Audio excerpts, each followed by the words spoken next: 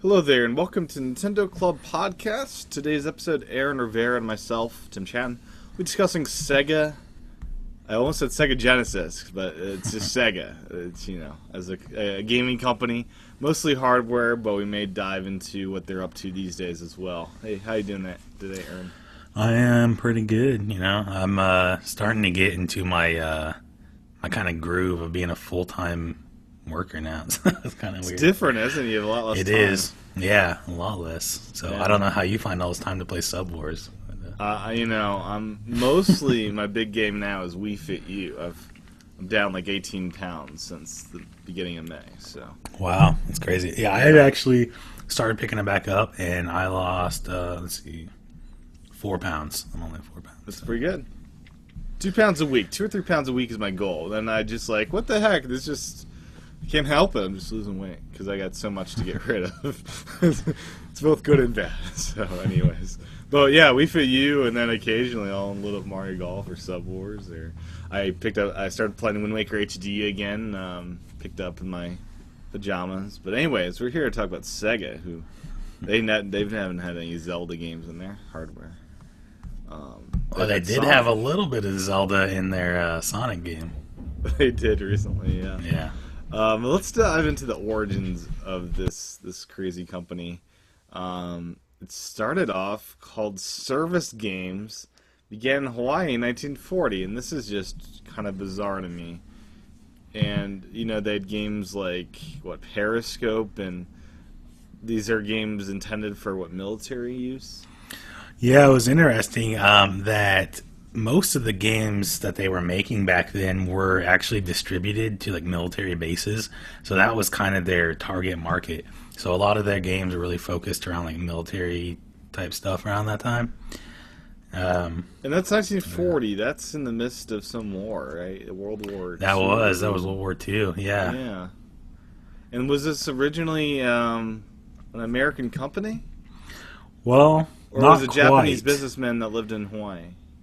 I'm not sure exactly who had started this, who was in charge of the company, but it wasn't quite an American company because Hawaii was not yet a state. That's right. That was 1952, if I recollect properly. Yeah. So and that's interesting. The date they moved to Tokyo is 1951. I think that's a year or two before Hawaii becomes a state. Yeah, so they were never actually part of any U.S. It was. What was it originally? Was it? I lived there, so I should know this. But was it Puerto Rico, or was it something else? No, I don't know exactly what Hawaii was before. It was Japan own it, and then we took it over, or something. I know that it was one of those. What do you say? It was. I mean, we used it as a military base back then. Yeah, but there was a lot of people that were trying to claim it at the time. Well, and then yeah, and then the U.S. ended up taking it. So I don't know all the history, but yeah, I did learn it at one interesting, time in school. Yeah. So 1951, they moved to Tokyo, Japan, and they began to create coin-operated jukeboxes, slot machines, and games. And these are military-type games, I still assume here. Yep, still and they're same still type not of called games. Sega. They're called Service Games. That's right. Kind of cool. And then around that same time, there was another company called Rosen Enterprises that was making. It kind of became big because of these photo booths that they were making, and then they had a lot of video game arcades in Japan. So more than 200 arcades. And then in 1965, the CEO of Rosen Enterprises kind of came up with this merger between the two companies. And during that merger, he became not at that time, he didn't become the CEO, but they did change the name to Sega. And it kind of came from the first two letters of Service Games, the first two letters of It's each interesting words, with this merger, Rosen Enterprises just disappeared on their name. They didn't try to put them together. Instead, they just let's do a new one that's based on your name. Yeah, a little bit strange. And David Rosen doesn't seem to be Japanese to me. Yeah, not at all. which is interesting because it sounds like this is a Japanese-based company run by a gaijin. I think Well, that's what you're called. David Rosen was actually he was retired from the Air Force, so it looked like he kind of went over to Japan for like some business reasons. He knew he could make some money over there. And that's kind of how he got in touch with Service Games, is because they were distributing out those games to the military bases. It's so bizarre. This once massive Japanese gaming company got started by an American. Yeah. Oh wow, that's. I don't think most people would imagine that, or imagine that this gaming company started off in service of military means. Yeah. It's such a weird... I mean, you have other industries, of course, that get started by military means. BMW, I believe, and other, things that would be more logical. But gaming, it's kind of odd. It's kind of different. Yeah, it is. Especially at this time, because what kind of... this was like what, 1-bit days back then? Like 8-bit? What was it back then? I don't even know what they were using back then. It was primitive, though. It wasn't like playing cards. It was video games.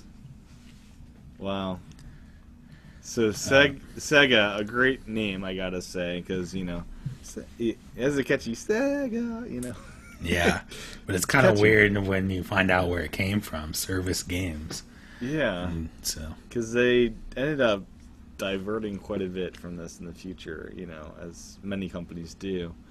And it's that Sega thing's fun in Japan because they use a different voice for some reason. They still say Sega, but it's a different person.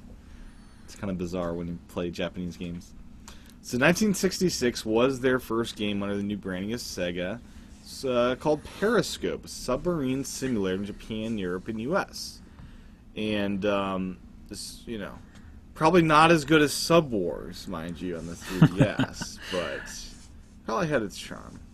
Yeah, I'm sure it's a pretty popular game because it was the first game that was actually 25 cents per play. So it actually became, you see all those games out there now. It's like a quarter. So this was actually the first one. Now, so you're saying this was cheaper than other games at the time, or more expensive, or? It was more expensive. So this was the first time that there was a 25-cent game. Before it was what? I'm not sure what it was before, but this was back in 1966. You can imagine a quarter was pretty high because I remember my grandparents talking a little bit before that time, and they were making about $90 a week. So, if you think about that kind of broken down, 25 cents is quite a bit for a game. Yeah, it's the ultimate free-to-play model.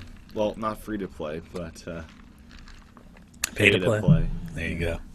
Microtransactions galore. Yeah.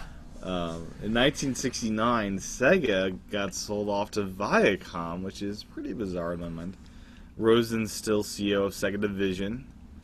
So, there's all this history that just seems like so different out of place I didn't expect. Yeah, and at the time, Viacom was actually called Gulf and Western, I believe. They ended up changing their name to Viacom, but yeah. And then they would go public in 1972. And how's that? They go public within Viacom, or how does that work? Yep, they were a subsidiary. Okay. Yep. Okay. I'm trying to think how that logistically works, but I guess it does. Then the current logo that we have today dates back to 1976, just 4 years later after they go public. That same year, they have Sega Vision, which is a TV. Is that right? Yeah, it was. I couldn't even find the exact specs on this. It was described as a large television. So apparently at the time, this was a really big screen. This was a high-tech item. I'm sure. Yeah. But then the weird thing was later they came out with Sega Vision. It was a portable media player. So, yeah. It's bizarre. Huh. It's all interesting stuff. And then what the meat and potatoes is the console market that we all love so dear. They entered that in 1982. And did they enter this? Maybe not. They entered into this with the console or arcade machines? Well, let's see. They had some arcades, actually, to start out with. So the first one that was a really big hit was in 1982, this game called Sub Rock 3D. And it was the first arcade game to be fully 3D. Or three-dimensional, not actually. 3D is like the 3DS, but three-dimensional. And by three-dimensional, what do you mean? Well, it was, 3D, like kind of blocky looking. You know what I'm saying? So it wasn't just like 2D side-scrolling moving in arcade. three-dimensional space? Yes. Okay. Yep. There you go. Used a joystick? Yes, you did. Okay. But then, there was the kind of arcade video game crash around that time. So, the market was saturated with these games. With crappy games, mostly. Yeah. That's what So made crash. they tried to kind of branch out a little bit. And there was one really interesting thing that stood out here. And I'm not sure how this worked. But they came out with this game called Astron Belt on Laserdisc. So, yeah, that was interesting. It was a game that was on a Laserdisc player? Yeah. So Laserdisc was around back then? It was. This was. I thought it was the 90s This was the technology. early or the mid 80s. Yeah. Oh, wow.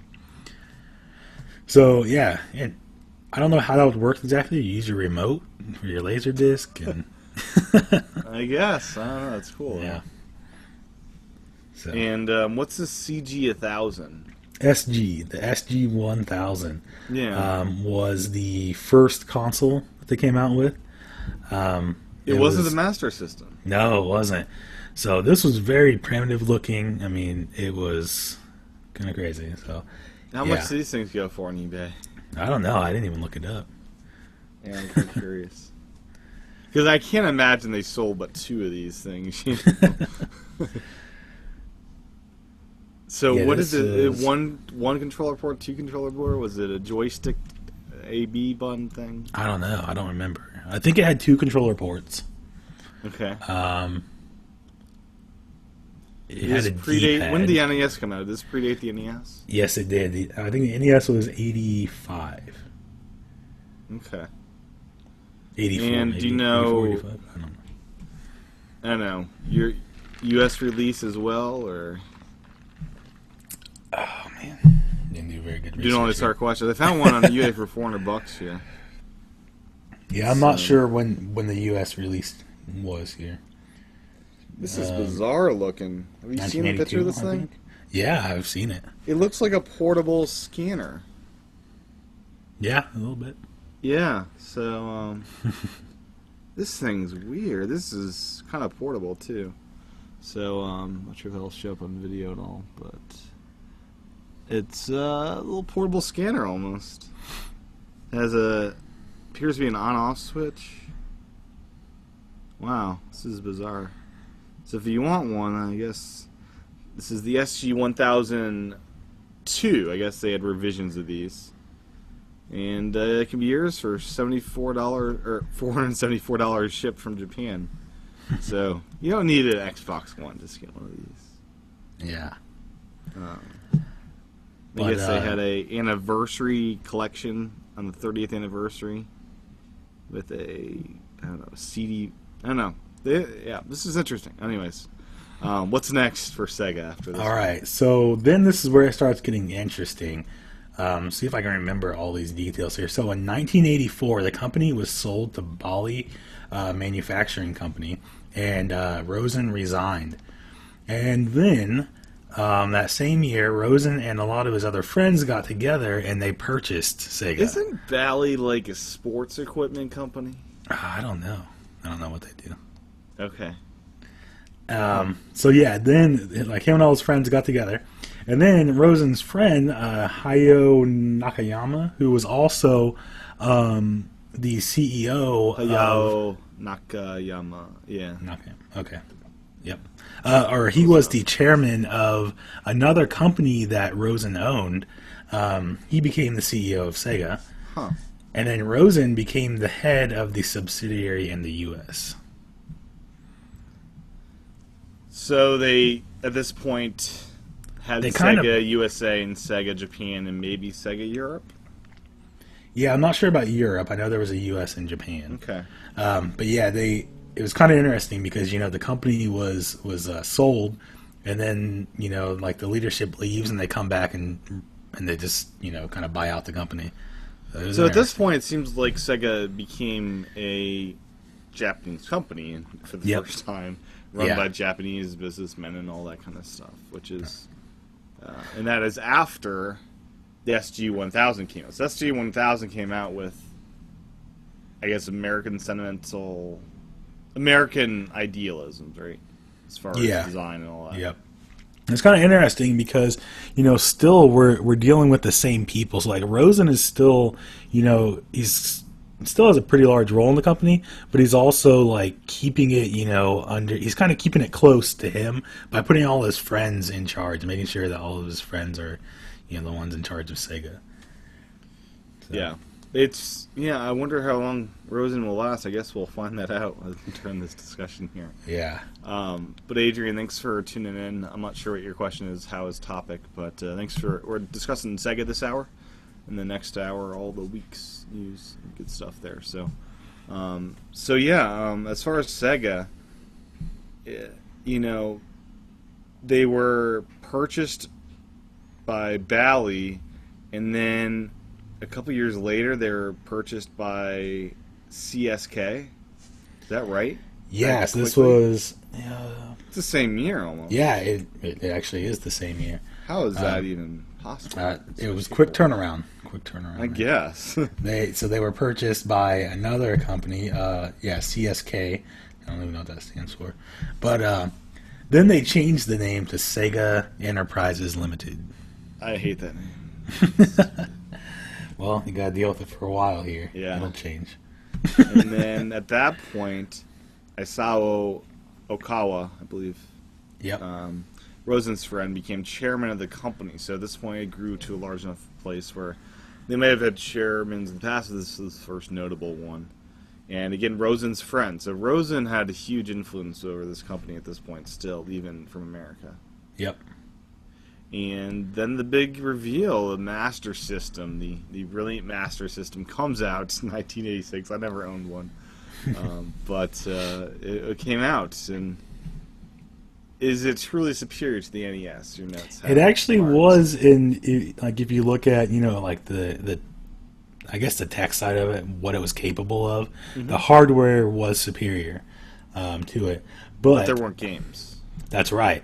And the reason for this was because Nintendo, they were wanting to take over the market. Like, they had a pretty dominant marketing campaign over here, and they didn't want to lose the American market. So, but then like Sega, though, they let Tonka do all of their marketing.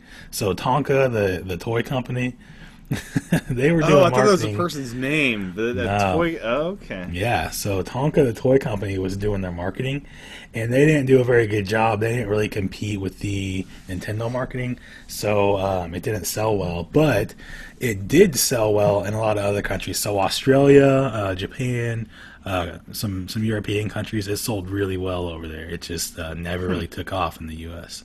Because we were Nintendo boys, Nintendo guys. Yeah. But a lot of live feedback. We covered this right beginning of the show, but Sega started at Service Games, original name, founded in 1940 back in Hawaii, before Hawaii was a state. So it's amazing they went from that to moving to Japan, run by an American, and now 1986, they had the Sega Master System, and they left their advertising to Tonka, a toy maker. And I'm guessing they didn't understand what makes video games different from toys. I don't know what was the because Nintendo, they're still toy makers. That's what they do. They're toy makers that their bread and butter is video games, obviously. Yeah, but also during that time, especially in the Super Nintendo days, like Nintendo was hardcore into the marketing. Like they just poured money into that. They owned it, Yeah. So the Genesis was a different story, though, I feel. Yeah, it was.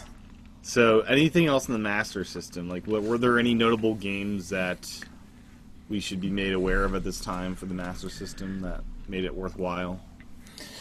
Well, Master System... Was Sonic introduced at this time is one of my questions, I guess. No, it wasn't. No Sonic on this... there was no Sonic. There was Sonic Alex. was huge on the Genesis. That was basically the selling point of the console. And all the blood, you get real blood instead of the green blood in the Genesis. Yeah. There wasn't really any notable games I can think of here, but those will come with their next console. So. And this is an 8-bit console, right? Yes, it is. Okay. So let's jump in the Genesis. This is a console I owned. I went from NES to Sega Genesis because that was the cool thing. And Super Nintendo was like, oh, it's out there, but I had a Genesis. I was a Genesis kid. And that's where I got all my blisters, my fingers, playing the Genesis. And in retrospect, that controller is quite odd, having A, B, and C when you... most of the games only supported 2 buttons. Then they even came out with a revision of the controller that had 6 buttons. That was crazy. And then most games at the time still only supported the A and B, and then the other ones would duplicate functionality. Yep. It's a weird thing to have. And I always thought the controller seemed weird in your hand because the top of it was kind of rounded, but the bottom of it was completely flat. So it didn't really feel comfortable. The D-pad was no Nintendo, but as a kid I was oblivious to, the SNES. What the heck is that thing? Yeah. Well, yeah, their D-pad was more like an Xbox 360 D-pad. Really weird. It was just round. Octagonal thing. Yeah. But this came out in 1991. At this time, I would have been the age of 4. Yeah. I remember having one of these, and I didn't play it as much as my Super Nintendo, but there's a few games I could only get on there that I really enjoyed playing. So, every Sega console, we have live feedback, one of our watchers here, but I am wondering if you have an SG-1000, their very first console. Maybe only available in Japan, according to eBay at least. But with the Genesis, one of the games that I loved was Sonic Spinball. It was just a weird game. A combination of pinball, and you're controlling Sonic, and you have boss fights and stuff, and that's one of the games that stands out. Even today, I just want to go back and play Sonic Spinball. It holds up more to me than the other Sonic games. Sonic the Hedgehog, Sonic 2, 3. I think the original Sonic games still hold up. I have the Sonic Mega Collection for the GameCube, and it's awesome. I've got on my shelf the collection for DS, and I've never popped it in. I just, felt, I want to have it, Yeah. But anyways, I guess before we move on, so this is 1991. Within 4 years between this and the Sega Saturn, they released Sonic the Hedgehog, Sonic 2, Sonic 3, Sonic and Knuckles. Does that seem fast at all to you as far as that development time frame? Yeah, it was pretty fast. There were a lot of games coming out really quick for this console. So NBA Jam was an instant favorite in my house, doing the You're on Fire thing. And that was also on the Super Nintendo. That's where I played it. Super Nintendo. Okay. I think the Jason one is probably better. Lion King as well. Very good game. That was on Super Nintendo as well. Okay, well. But the Genesis, what made this stick to... I think what made this stick to Americans was Nintendo's for kids. This is the more powerful adult system with real blood and... That's exactly what it was. It was kind of marketed as more the hardcore one, as more the hardcore console. It had a lot of similar games, but then like whenever Sonic came around, they kind of had their own kind of Sonic mascot. Was fast, so. Mario was slow and lethargic. Yeah, Sonic was kind of just the cooler one. It was kind of marketed as being the cooler guy out of the two. So. Yeah, which in retrospect is funny, but I totally got that because back then, Sonic was the new guy in the block. He was moving fast. He had, felt like a radically new experience from Mario, and it was. I mean, it was platforming, but in a different style for sure. Yeah. So they launched the Sega Does What Nintendo Don't campaign, and that is hilarious, watching those ads. Yeah. So that was interesting. And then when the Super Nintendo came out, they changed their official slogan to "Welcome to the Next Level." And I was trying to figure this out. Like, was it kind of a jab at Nintendo? It's like, where have you been? You're finally catching up. Or was it, trying to welcome switchers over to, to the better console? I don't know. Yeah, interesting. Anyway.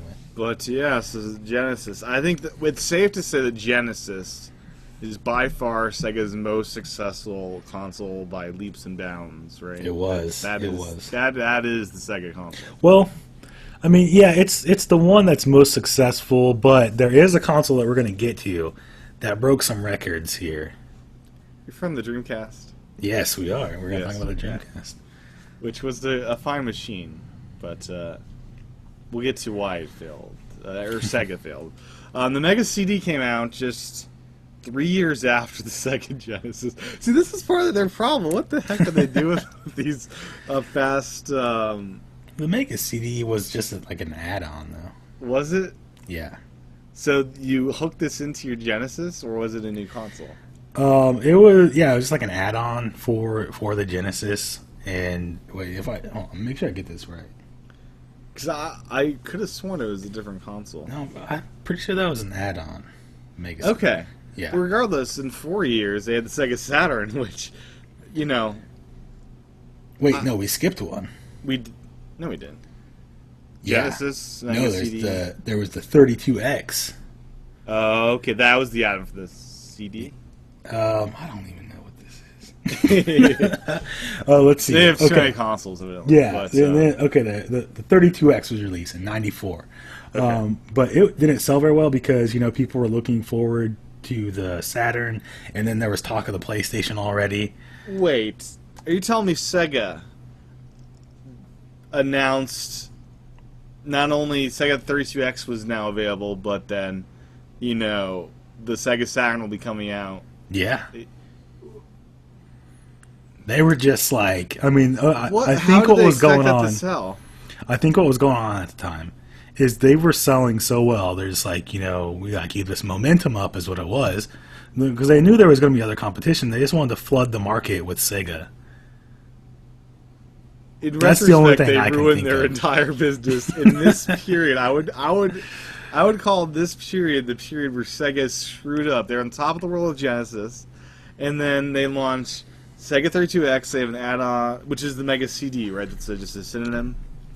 Well, you know what? We should look this up. I should look definitely this up do that to make sure. But let me go on while you look it up. But anyways, yeah. So the Genesis is hugely popular, and within 3 to 4 years, they're already launching Sega Saturn, and then they're releasing this 32X thing. They're then releasing 3 years after the Saturn, they launched the Dreamcast. Like, these guys didn't understand the value of a console life cycle, whereas other companies like Nintendo set a great example as far as good 5 years. Put 5 years between each console, and that'll work out. Because this throw up mechanism of let's just pump stuff out, it doesn't give the owners time to build up a strong library. Doesn't give developers time to learn the hardware enough to do anything with it. It's bad for several reasons. But so I think we're seeing pretty clearly why Sega got out of the hardware game. It's because they didn't understand how to build platforms. Yeah. It's so obvious in retrospect looking at these timetables. All right, so here's what happened. The Genesis was released, and then they came out with the CD add-on, the Mega CD. And then the 32X was an upgrade to the Mega CD that gave it a higher resolution and, just like some better graphics. That's what it was. So you have a Genesis. Yep. Then you can plug in a CD drive to it, right? And then you plug into the CD drive a 32X? That's right, yeah. It's not like a different... No, this is like 3 consoles in one. I'm sorry. I don't mean to laugh, but wow. It's like your Super Nintendo yeah. with the PlayStation add-on with like a PlayStation 2. With the N64 memory card expansion slot. Yeah, with the expansion pack. There you go. Oh my gosh. So they tried to keep Genesis alive as long as possible, I think. They did give it a 4-year time frame, but I really don't think those two products, the Mega CD or 32X, helped Genesis. In fact, they probably thought they probably made it worse off, and yeah, maybe doomed the Saturn because people were happy with their new Mega CD and 32X they just bought, right, a year before. So one of the things, that I was thinking, and we'll kind of see this later on, I think a little bit more, is that, or pretty soon actually, that Sega was like, they were always caught in between what the other players were doing. So like, generationally, you mean? Yeah. So they were always kind of just a little bit off. They're like either a little before or just a little too late. So it seems like when they're releasing something, people are always like, they're like, oh, let me just wait until this comes out, or I don't think it's really worth upgrading to right now. So, I mean, it's kind of like what happened with this last generation. Like the sales weren't as much as people thought because people are kind of holding out to see what's going to happen. But this was like to the extreme, I think, because it's like they were just so bad SNES timing. launched when? That was 90 or 91. Okay, so that's right in line with Genesis. Yeah. But then, the N64 came out in 96, and PlayStation came out, was it 90?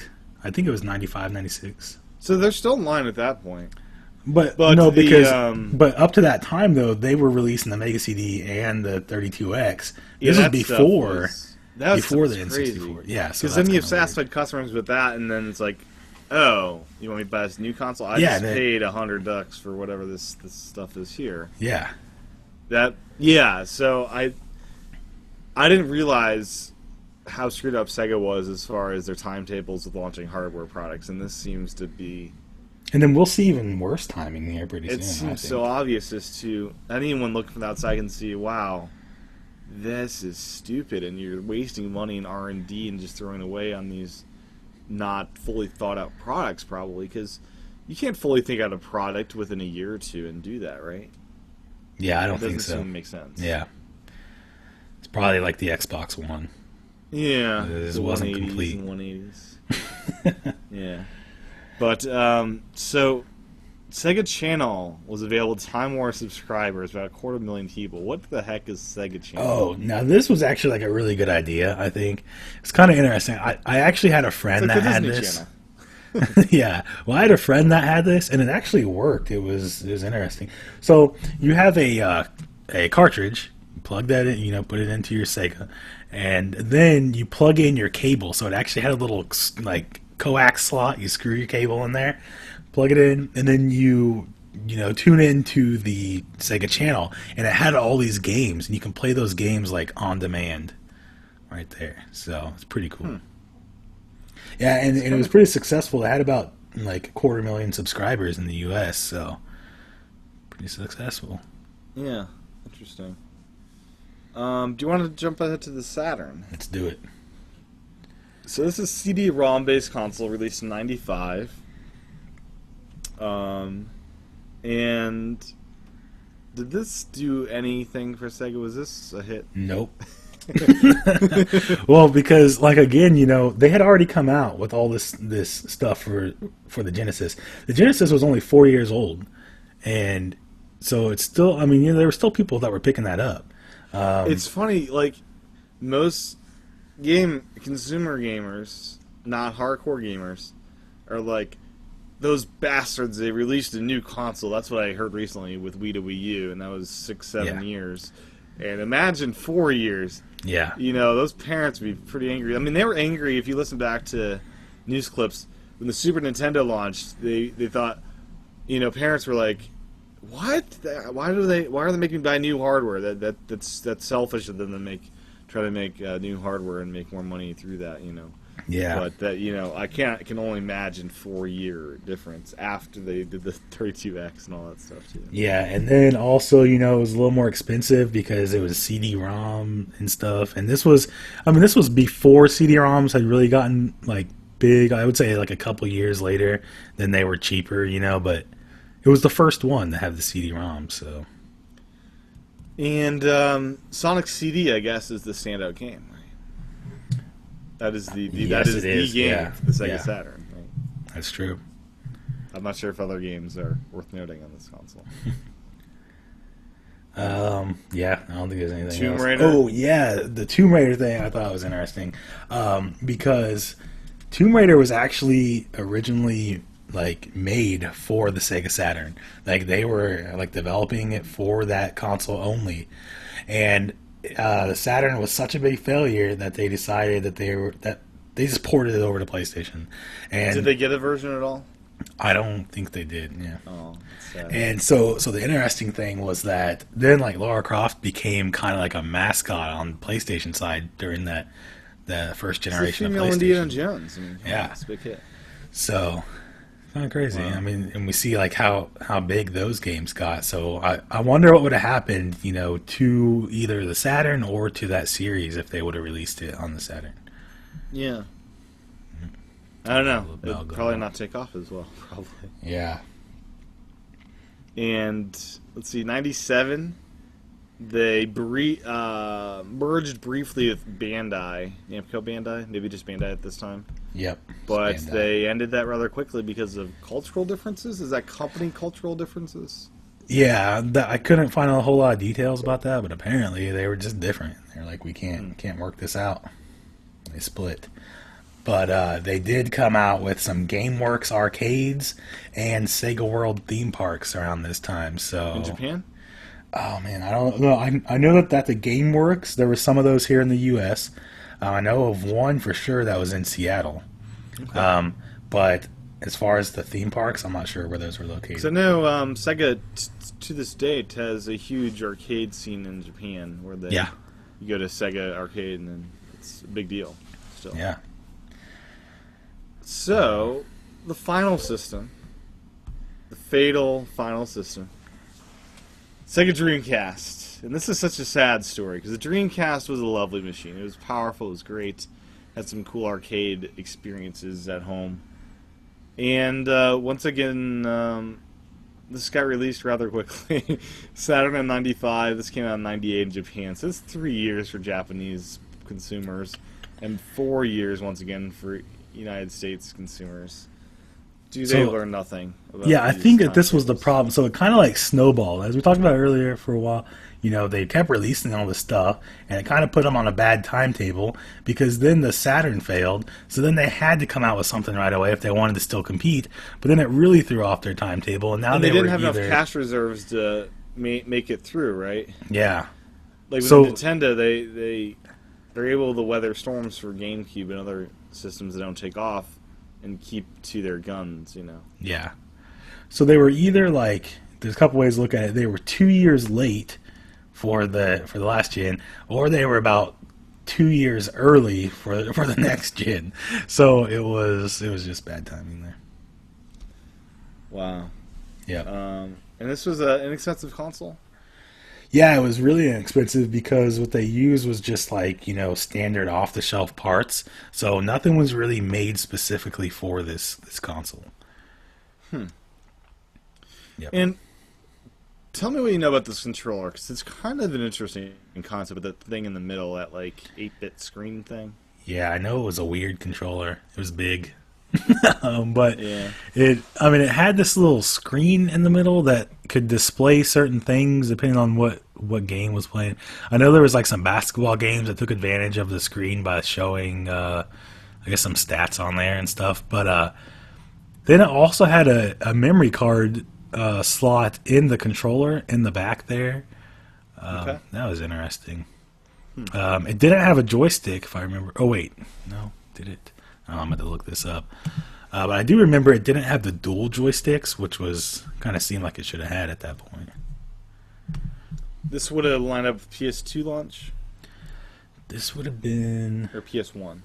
The PS1. Yeah, PlayStation 2 came out in 2000. So yeah, it did have one joystick, and like really close to the joystick, a little bit uncomfortably close, was the D-pad. Yeah, something that was missed over during this period.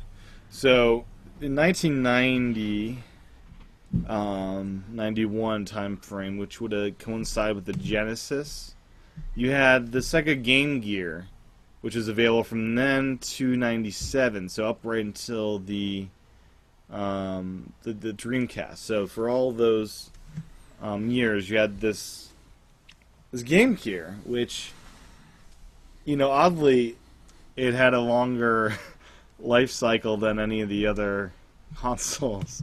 They just left it there, and it had color, had backlit LCD, and was trying to challenge the Game Boy, but really failed at doing so.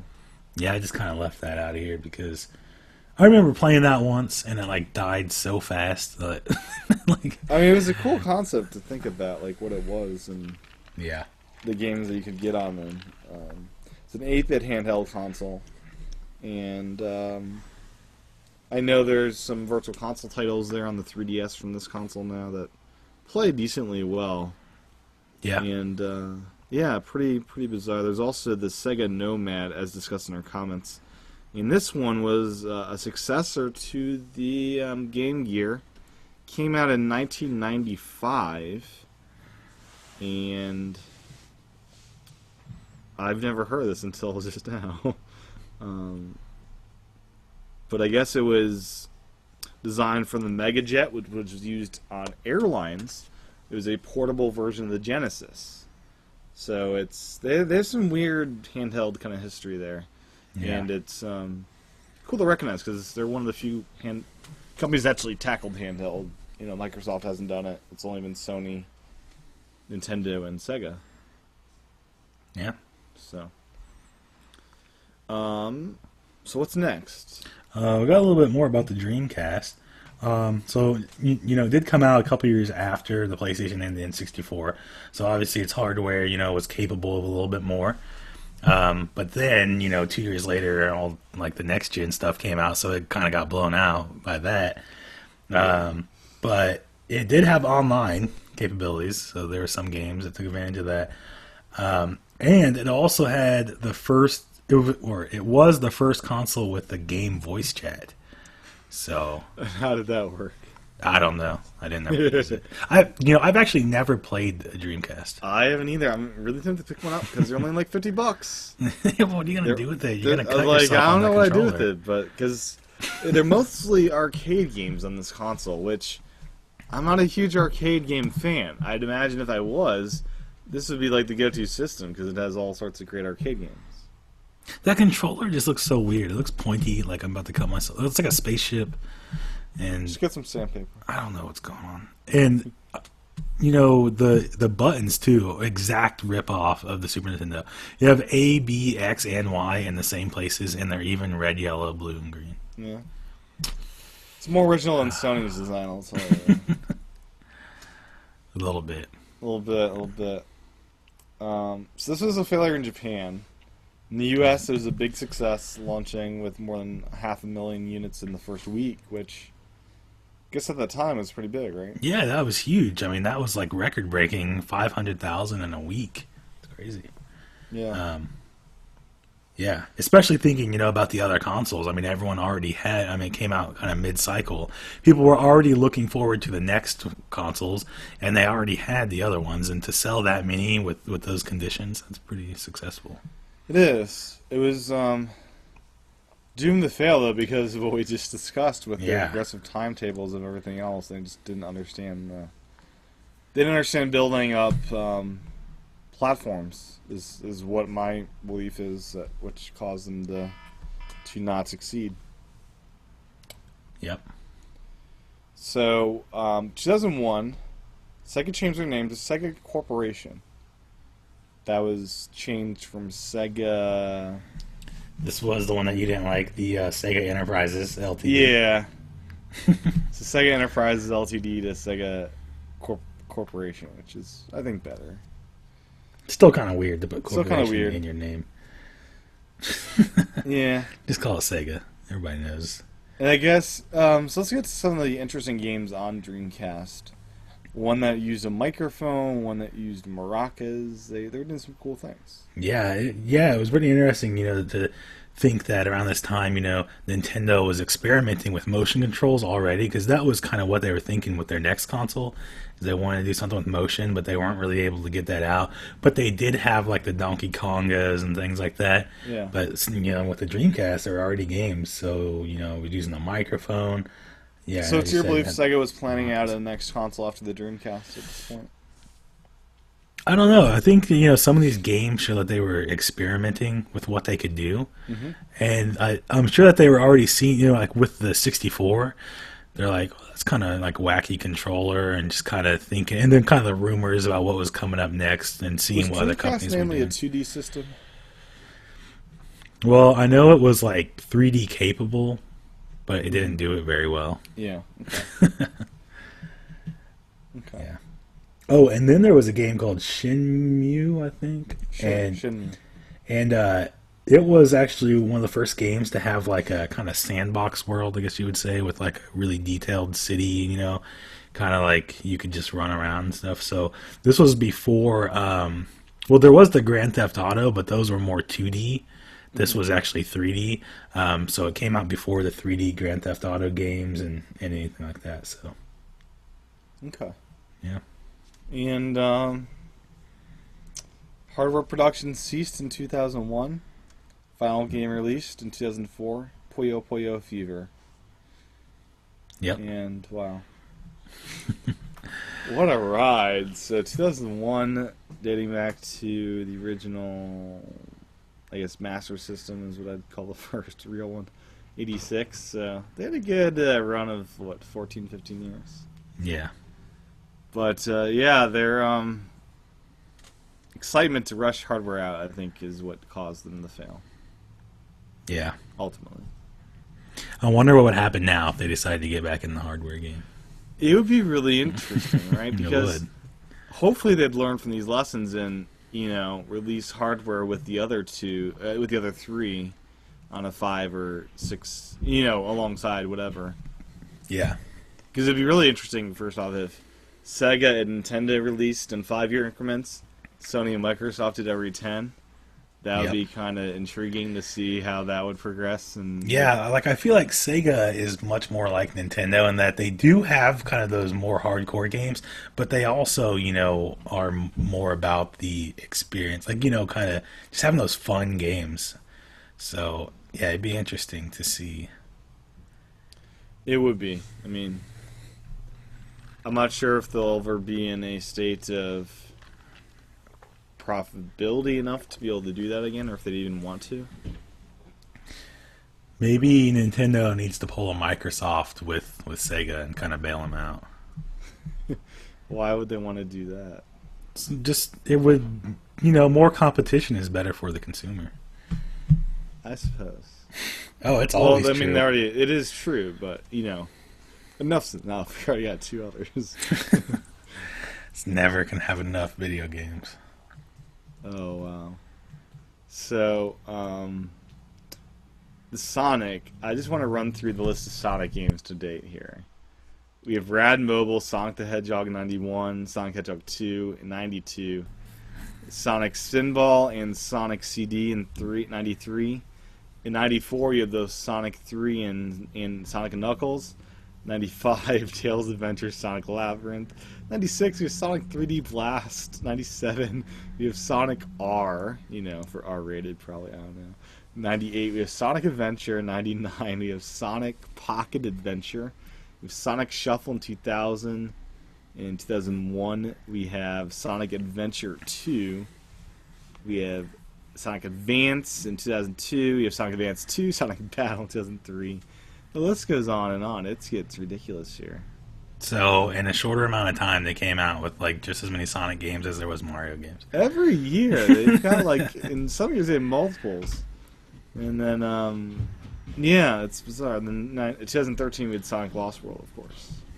And the thing to note is, it eventually went from Sega hardware to Nintendo and Sony hardware, and Do you remember, Aaron, back when Sonic first came to Nintendo hardware, and how upset all the Sega people were? Because there's like basically, imagine if Mario was on a different platform. You can just imagine that reaction of people. I wasn't really like the thing that upset me, which is kind of weird, was that I never really liked. I mean, I like the original Sonic games. You know, Sonic the Hedgehog, like 1, 2, 3, and the Tails. Sonic and Knuckles is my jam. That's the good one. Yeah.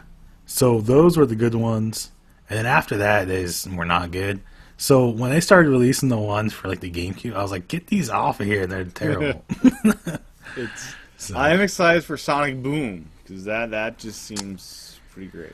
I'm not excited about any other Sonic game. I hope at E3 we get some information about that because it's made by the guys that made like Jack and Dexter, right? I don't know, but I don't care about that. Should be good. The Americanized Sonic, back to Nintendo, Sega's roots in America culture, something like that. I don't know. I guess it's probably pretty inaccurate and won't get flamed. It's probably going to be a terrible game, and you're just going to lie and say it's good. Oh, because I got you to actually play Sonic the Lost World. Yeah, I'm not ever playing another Sonic game. I'm done. Oh man, it could be good. This could be the good one. It can't.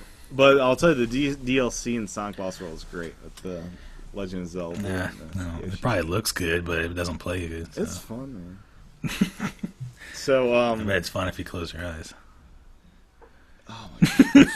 The music is pretty kick butt. Yeah, exactly. So, close your eyes and listen to music.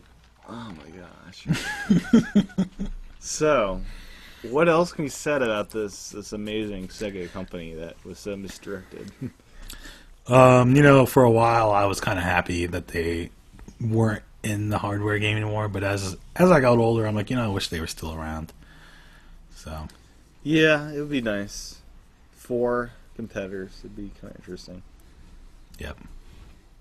Yeah, imagine what that would have been like if they're still around. Crazy. Anyways, is that a show? Anything else? Any software stuff? Any games you want to talk about? Taxi Driver? No. Okay. Wrap it up. Okay, cool. Well, that is Sega in gaming, and perhaps we'll do a mascot show where we just kind of cover Crash Bandicoot and the other guys. And then what are we doing next week? Are we doing... I was going to propose something now that I'm working. I would like to kind of reduce this one down to every 2 weeks.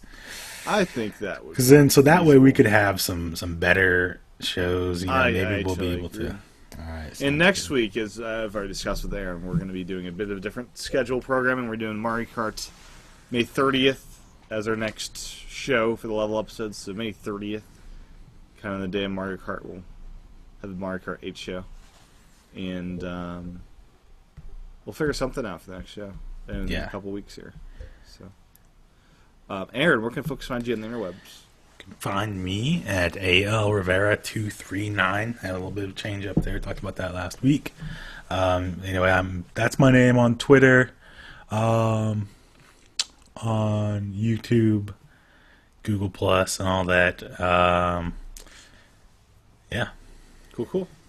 And you can contact this show on Twitter at Nintendo Club Pod. You can email this show via email at nintendoclubpodcast@gmail.com. You can join our Google Plus community. That way you'll get notified when we do go live.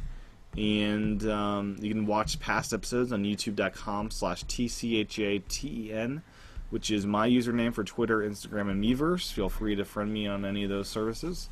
And we'll be back in a couple weeks for another game-related topic. And if you're on the live stream, stay tuned. 5 minutes from now, or 6 minutes, whenever it is, we'll be doing level 51 of the show, discussing a lot of cool stuff that happened this week, including the Mario Kart 8 demo, Microsoft doing another 180, Nintendo's first mobile app coming to Japan, and much more. So stay tuned for that from live stream. And thanks for watching. Bye-bye. See ya.